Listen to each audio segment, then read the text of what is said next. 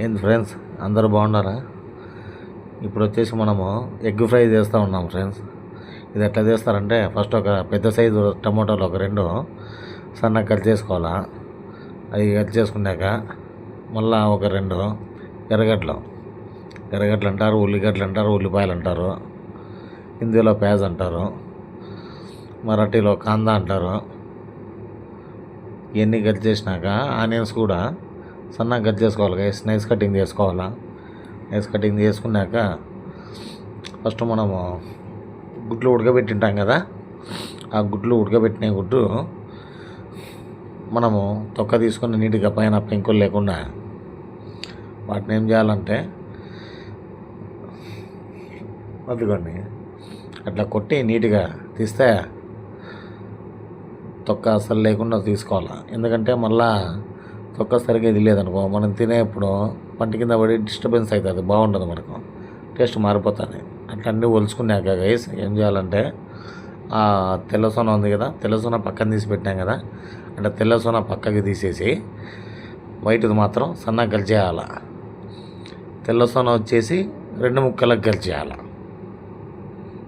వైట్ది సన్నగా కలిచేయాలా, తెల్ల సొనది 2 ముక్కలు మాత్రమే చేయాలి. గుర్తుపెట్టుకోండి. వైట్ సొన సపరేట్ పెట్టుకోండి, పచ్చ సొన సపరేట్ పెట్టుకోండి. అది ఇది కలపాకండి.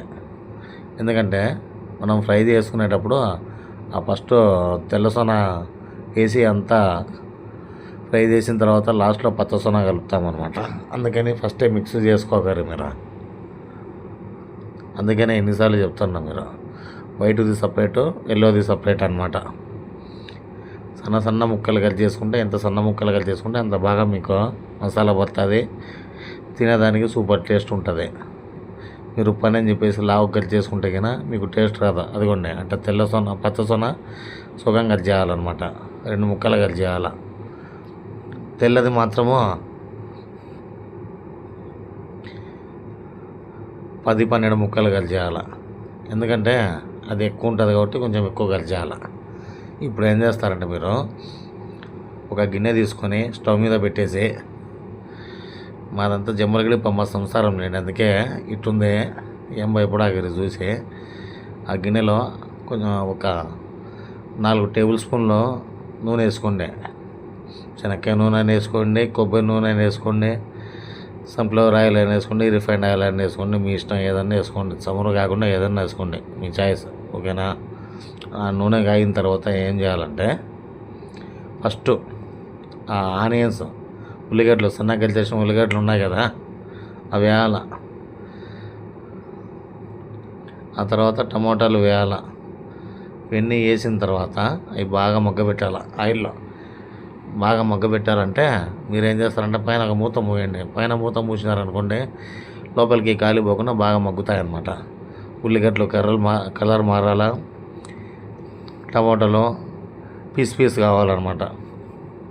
అంతవరకు బాగా మగ్గబెట్టాలి. మగ్గబెట్టినాక అదిగోండి అంటే బాగా కలుపుతూ ఉండాలన్నమాట.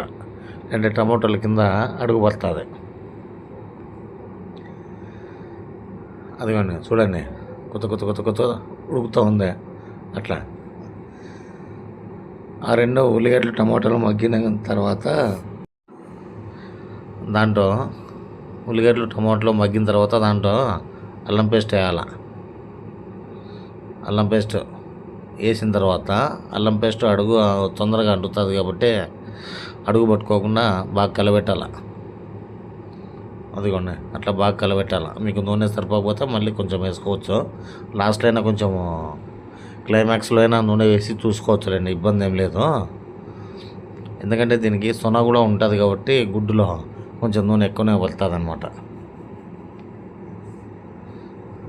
అదిగోండి అల్లం పేస్ట్ వేసిన తర్వాత అల్లం పేస్ట్ బాగా మగ్గే వరకు బాగా కలబెట్టాలి. ఎందుకంటే అల్లం పేస్ట్ పచ్చిగా ఉంటే మగ్గకుండా ఉంటే కినా మీకు తినలేరు, వాసన వస్తుంది, చేదు వాసన వస్తుంది, చేదు టేస్ట్ వస్తుంది. సగం ప్యాకెట్ వేయండి. మేమైతే 1 డజన్ గుడ్లకి సగం ప్యాకెట్ వేస్తున్నాము. 1 డజన్ గుడ్లకి 2 పెద్ద టమాటాలు, 2 పెద్ద ఉల్లిగడ్డలు, అదిగోండి బాగా అల్లం పేస్ట్ వేసినప్పుడు ఏమవుతుందంటే చిటపట అని ఒక్కోసారి చేతికి చిల్లుతుంది అనమాట. అదేం పెద్ద బొబ్బలు పోయేంత ఏమి ఉండదులేండి, భయపడాకరి. మనం ఇప్పుడు న్యాచురల్గా చేస్తూ ఉన్నాం ఇది. ఎందుకంటే కలర్లు, టేస్టింగ్ సాల్టులు ఇట్లాంటివి ఏం లేకుండా న్యాచురల్గా చేస్తూ ఉన్నాం గైస్. అర్థమైందా? అదిగోండి బాగా మగ్గాల, ఎంత మగ్గితే అంత టేస్ట్.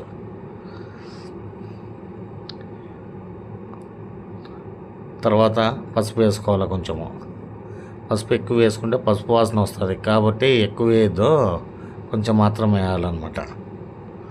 ఆ తర్వాత కారము.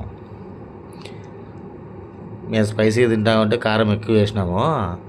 మీకు స్పైసీ కావాలంటే ఎక్కువ వేసుకోండి, లేదంటే తక్కువ వేసుకోండి. ధనియాల పొడి.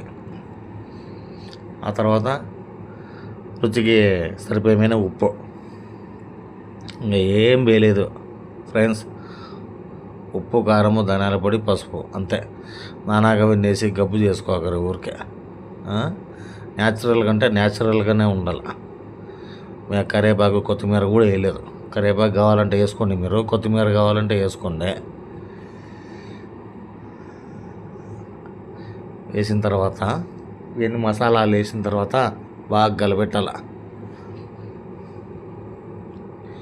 సరిగా కలబెట్టకపోతే ఏమవుతుందంటే అడుగంటుతుంది, ప్లస్ పచ్చివాసన అట్టే ఉంటుంది మీకు. అదిగోండి ఎంత కలబెడితే అంత టేస్ట్. ఇది అంతా సింపుల్గా 10 నిమిషాల్లో చేయొచ్చు. మీకేం పెద్ద లేట్ ఏం కాదనమాట. ఇప్పుడు అన్నీ బాగా మగ్గిన తర్వాత ఫస్ట్ ఆ తెల్ల సొన్న కట్ చేసుకున్నాం కదా, తెల్ల సొన్న వేసుకోవాలి.